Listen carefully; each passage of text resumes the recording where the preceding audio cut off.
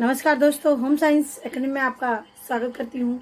आज आपके लिए जो प्रोग्राम आपके चल रहे हैं, प्रसार शिक्षा का जो टॉपिक चल रहा है, काफ़ी कमेंट भी आता है कि जो सामुदायिक विकास कार्यक्रम के जो प्रकार की योजनाएं चलाई गई थी, इस पर चर्चा करिए। तो इसी पर ये मैं टॉपिक बनाई हूँ। इसके पहले मेरी वीडियो आपने देखा होगा। सामुदायिक विकास कार्यक्रम की 2 वीडियो हो चुकी है। आज सामुदायिक विकास कार्यक्रम में तीसरी वीडियो है और इसके बाद हमारा पार्ट 4 आएगा, जो और योजनाएं हमारी इससे रिलेटेड हैं, महिलाओं और बच्चों के लिए कल्याणकारी कार्यक्रम। तो इससे आपको सारी चीज़ें क्लियर हो जाएंगी। बहुत ही कम शब्दों में, बहुत ही कम समय में आपको नॉलेज इसमें मिल जाएगा, जिससे आप अपना नोट्स बना लीजिए और इसको साथ में अपना पढ़ते जाइएगा। इससे संबंधित जो भी क्वेश्चन आपके एग्जाम में आते हैं, वो आसानी से आप क्या है बीट कर पाएंगे। तो चलते अपने टॉपिक की तरफ। हमारा है टॉपिक महिलाओं एवं बालकों के लिए कल्याणकारी कार्यक्रम। महिलाओं एवं बालकों के लिए कल्याणकारी कार्यक्रम। अब देखिए इसमें क्या है, दवाकरा। सबसे पहले आता है हमारा द्वाकरा। द्वाकरा यानी development of women and children in rural areas. क्या है, द्वाकरा का फुल फॉर्म है development of women and children in rural areas. इसकी स्थापना की गई थी सन 1982 में। इसकी स्थापना की गई थी और जब इसकी शुरुआत की गई थी तो 52 जिलों में इसकी शुरुआत की गई थी, ये भी आप जानिए। और ये देखिए, जो ग्रामीण, इसका मेन उद्देश्य क्या था, जो ग्रामीण गरीब महिलाएं हैं उनकी स्त्रियों का, यानी जो ग्रामीण महिलाएं हैं और उनके सर्वांगीण विकास करना, यानी रोजगार और सुख सुविधा, इसके साथ साथ शिक्षा, प्रशिक्षण, चिकित्सा सुविधा, हर चीज की सुविधा प्रदान करना इसका उद्देश्य है, द्वाकरा का उद्देश्य था। और ये भी जान लीजिए, ये ब्लू पॉवर्टी लाइन के नीचे जो लोग, जो महिलाएं थी, उन पे इस योजनाओं का ज्यादा फोकस रहा है।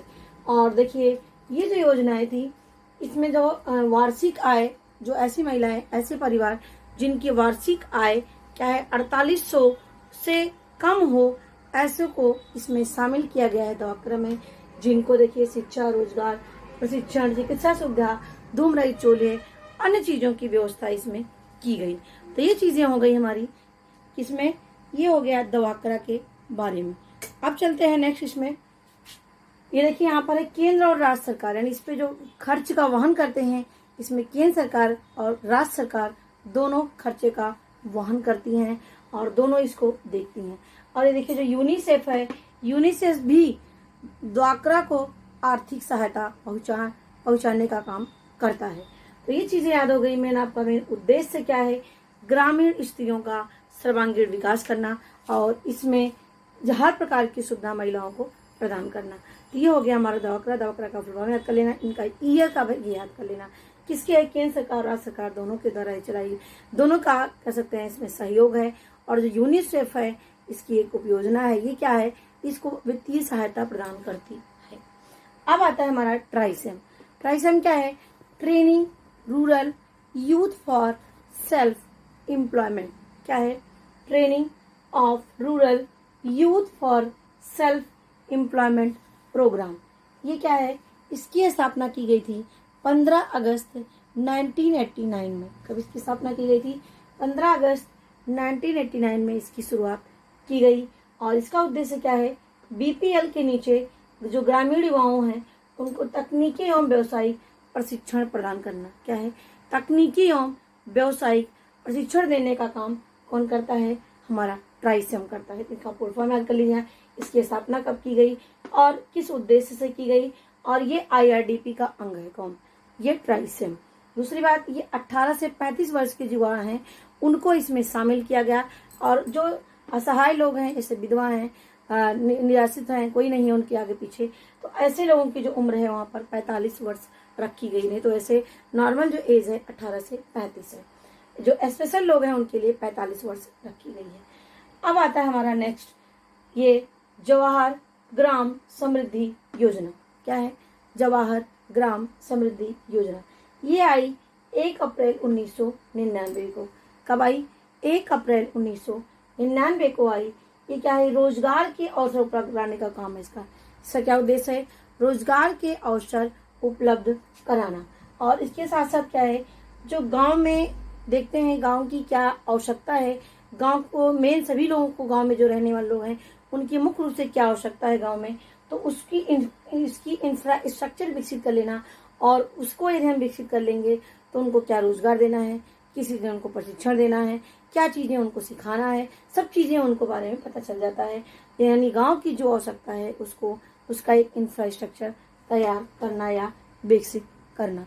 अब आता है हमारा बीपीएल के परिवारों को, यानी इसमें जो जौहर ग्राम समृद्धि योजना आई, इसमें जो बीपीएल वाले हैं, यानी बिलो पॉवर्टी लाइन वाले लोग हैं, यानी जो गरीबी रेखा के नीचे हैं, उनके परिवारों को ज़्यादा प्राथमिकता इस योजना में दी गई, इसमें JGSY।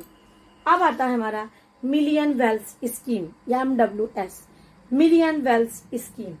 अब देखिए यहाँ पर है, ये आई योजना 1 जनवरी 1996 में।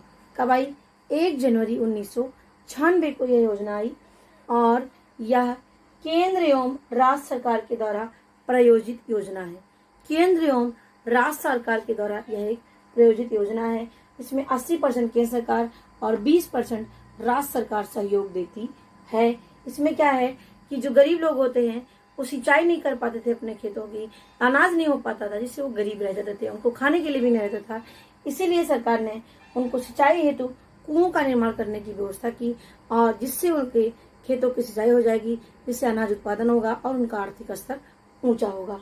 तो यानी सिंचाई हेतु कुओं का निर्माण करने के लिए कौन सी योजना आई? MWS। और ये देखिए रोजगार के अवसर उपलब्ध कराने के लिए JGSY आई। ट्राइसेम क्या है? ये सेल्फ एम्प्लॉयमेंट, सेल्फ रोजगार के लिए तकनीकी एवं व्यवसायिक प्रशिक्षण, तकनीकी एवं व्यवसायिक प्रशिक्षण किसमें है? ट्राइसेम में। जबकि दवाकरा में क्या है? मेन फोकस ग्रामीण महिला और बच्चों पर इनका सर्वांगीण विकास के लिए रखा गया। तो ये चीजें हो गई। अब चलते हैं नेक्स्ट हमारा ICDS। देखिए ये बहुत ही महत्वपूर्ण टॉपिक है, काफी आपके कमेंट भी आ रहे थे इस पे, तो इसीलिए मैंने कहा इसको डिटेल कर लिया जाए। वैसे मैंने कुछ योजनाएं अधिनियम पढ़ाया भी हुआ है, आपको प्लेलिस्ट में लिखा होगा महत्वपूर्ण सरकारी अधिनियम या योजनाएं करके मैंने डाला हुआ है, 2-3 वीडियो उसमें पढ़ी होंगी। तो उसी में आपका ये एक्सटेंशन एजुकेशन में जो सामुदायिक विकास कार्यक्रम है उसी संबंधित कुछ योजनाएं, महिलाओं से संबंधित, पुरुषों से संबंधित, महिलाओं बच्चों से संबंधित, ये सारी योजनाएं उसी के अंतर्गत आती हैं। अब देखिए यहाँ पर है ICDS। ICDS क्या है? Integrated child development scheme. इसका फुल फॉर्म क्या है? Integrated child development scheme. ये कब आया? ये देखिए 1975 में इसकी स्थापना की गई थी ICDS की। और ये बालकों यानी जो 0 से 6 वर्ष के बालक हैं, एक गर्भवती माता और एक धात्री यानी जो दूध पिलाने वाली माता है, इन तीनों के स्वास्थ्य में सुधार करने के लिए ICDS की स्थापना की गई थी।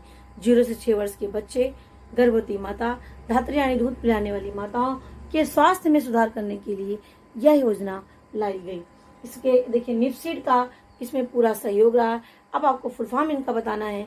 निफ्सिड का क्या फुल फॉर्म है यहाँ पर, इसलिए मैंने नहीं लिखा है, छोड़ दिया है। आप हमें निफ्सिड का फुल फॉर्म लिख करके बताएंगे, फिर मैं नेक्स्ट वीडियो में इसका फुल फॉर्म आपको डिटेल करूंगी। तो निफ्सिड का इसमें पूरा सहयोग रहा। अब देखिए इनका उद्देश्य क्या था कि जो बच्चे मतलब कि आफ्टर मैरिज में या आफ्टर बर्थ या बिफोर बर्थ जो है डेथ हो जाती थी, इस पे रोक लगाने के बाद मृत्यु को कम करने के लिए ये ICDS योजना हुई। और ये 6 जानलेवा बीमारी क्या है? 6 जानलेवा बीमारी से बचने के लिए यह योजना बहुत ही महत्वपूर्ण या कारगर रही, जिससे बच्चों को बचाया जा सके। और इसमें एक चीज और है, स्वास्थ्य के स्तर में सुधार लाने के लिए ICDS लाया गया। देखिए इसमें कार्य क्या है? टीकाकरण करने का काम, पूरक आहार देना। पूरक आहार का मतलब जैसे कुपोषित बच्चे हैं उनको आटा, मूंगफली का आटा, चावल, उसका चने का आटा, ये सारी चीजें उनको प्रोवाइड की जाती है सप्लीमेंट के रूप में। तो वो क्या होता है? पूरक आहार होता है।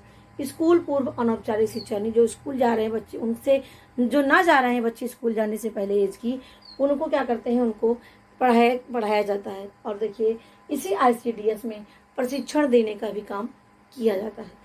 तो ये चीजें मैंने आपको बता दिया, इसका कार्य है और इसका उद्देश्य है। 6 जानलेवा बीमारियों से बचने के लिए, बाल मृत्यु को कम करने के लिए, स्वास्थ्य के स्तर में सुधार लाने के लिए यह योजना लाई गई। अब देखिए हमारा है स्वर्ण जयंती ग्राम स्वरोजगार योजना। क्या है? स्वर्ण जयंती ग्राम स्वरोजगार योजना। ये आई 1 अप्रैल 1999 को आई। कब आई? 1 अप्रैल 1999 को आई। देखिए इसमें जितनी योजनाएं इसके पहले चल रही थी सारी क्या हो गई? खत्म हो गई। सबको किसमें कर दिया गया? स्वर्ण जयंती ग्राम स्वरोजगार योजना में कर लिया गया। कब? 1999 में। तो याद रखना, ट्राइसेम यानी training rural youth for self employment, IRDP integrated child development scheme, सिट्रा आपको बताना है। ये एक टूल किट से संबंधित है, मैं आपको यहाँ पर बता दे रही हूँ। तो निफ्सिड और सिट्रा का फुल फॉर्म आपको बताना है। अब यहाँ पर MWS यानी मिलियन वेल्थ स्कीम, डॉक्रा मैंने आपको बता ही दिया है, JKY यानी GKY मतलब गंगा कल्याण योजना। इन 6 योजनाओं को एक में मर्ज करके लास्ट में 1 अप्रैल 1999 को आया स्वर्ण जयंती ग्राम स्वरोजगार योजना। अब इसमें क्या था? जो ग्रामीण लोगों के लिए बड़ी संख्या में लघु उद्योग स्थापित करके स्वरोजगार उपलब्ध कराने का उद्देश्य है इसका स्वर्ण जयंती ग्राम, नाम से ही पता चल रहा है स्वरोजगार योजना। यानी इसमें क्या है, जो गांव में रहने वाले लोग हैं बड़ी संख्या में, उनको लघु उद्योग स्थापित करें, इसके लिए उनको सहायता प्रदान करने का काम करता है कौन? स्वर्ण जयंती ग्राम स्वरोजगार योजना। अब है कपाट। कपाट देखिए, ये कपाट क्या है? ये हमारा ये NGO है, यानी नॉन गवर्नमेंट ऑर्गेनाइजेशन है। क्या है? नॉन गवर्नमेंट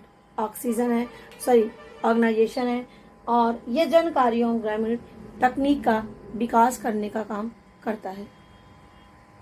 देखिए, इसमें जो मैं अभी आपको बता रही थी, यहाँ पर ये खत्म हो गया स्वर्ण जयंती ग्राम स्वरोजगार योजना, जो 1 अप्रैल 1999 में आया। अब इसके साथ साथ यहाँ पर क्या है? कपाट। कपाट क्या है? एक NGO है, नॉन गवर्नमेंट ऑर्गेनाइजेशन है, जिसका फुल फॉर्म होता है council for advancement of people's action and rural technology. और ये जो है क्या काम करता है? ये जन कार्यों ग्रामीण तकनीक का विकास करता है। जन कार्यों ग्रामीण तकनीक का विकास करने का काम करता है। ये क्या है? इसमें क्या है? जनता के कार्यों को आगे बढ़ाना है। जनता जो काम कर रही है उसमें और भी ज़्यादा इम्प्रूवमेंट करके शिक्षण प्रशिक्षण दे करके क्या करना, उनको आगे बढ़ाना। इसके साथ साथ जो उनके पास संसाधन उपलब्ध नहीं है, संसाधन उनको उपलब्ध कराना। इसके साथ साथ धन के रूप में संसाधन उपलब्ध कराना, धन भी उपलब्ध कराना। और इसमें ज़्यादातर जो फोकस है वो जो गरीब महिलाएं हैं, विकलांग बच्चे हैं, समाज के जो कमजोर वर्ग हैं, इन सबको क्या है मिला करके इनको सुविधा उपलब्ध कराना, जिससे अपना कोई रोजगार उपलब्ध करा सके या कर सके। और इसके साथ साथ छात्रवृत्ति भी देने का काम करती है कपाट। और उपलब्ध यानी जो भी सामान की चीज़ें नहीं होती है उसको उपलब्ध कराने का काम करता है। शोध पत्र छपवाता है नई। तो ये सारे काम कौन करता है? कपाट करता है। तो आप कपाट का फुल फॉर्म याद करने लीजिएगा, इसका क्या उद्देश्य है। अब आपको कमेंट बॉक्स में लिख करके बताना है। कल मैं नए वीडियो लेकर के आऊँगी। चेतना और भी केवीके है, आपका चेतना है, सेवा है, ये सारी चीज़ें मैं आपके लिए लेकर के आऊँगी। तो आशा करती हूँ आपको ये अच्छे से समझ में आया होगा। तो आपको ये फुल फॉर्म बताना है, चेतना का फुल फॉर्म क्या है और यह योजना कहाँ पर सबसे पहले इसकी शुरुआत हुई। तो इसे आप हमें कमेंट बॉक्स में लिख करके बताएंगे। तो ये हमारा हो गया क्या, हमने बताया आपको डॉक्रा का उद्देश्य, ट्राइसेम, इसके फुल फॉर्म सारे कहते हैं। सबसे पहले पूरे सभी के जो है फुल फॉर्म याद कर लीजिएगा, और इसके साथ इसका ईयर याद कर लीजिएगा, क्योंकि मैथ्स कराने वाले क्वेश्चन इससे जरूर ही पूछे जाते हैं। तो आशा करती हूँ मेरी वीडियो आपको अच्छी लगी होगी। तो ये मेरी वीडियो देखने के लिए आपको धन्यवाद। फिर से मिलते हैं आपके नेक्स्ट वीडियो में नेक्स्ट टॉपिक के साथ।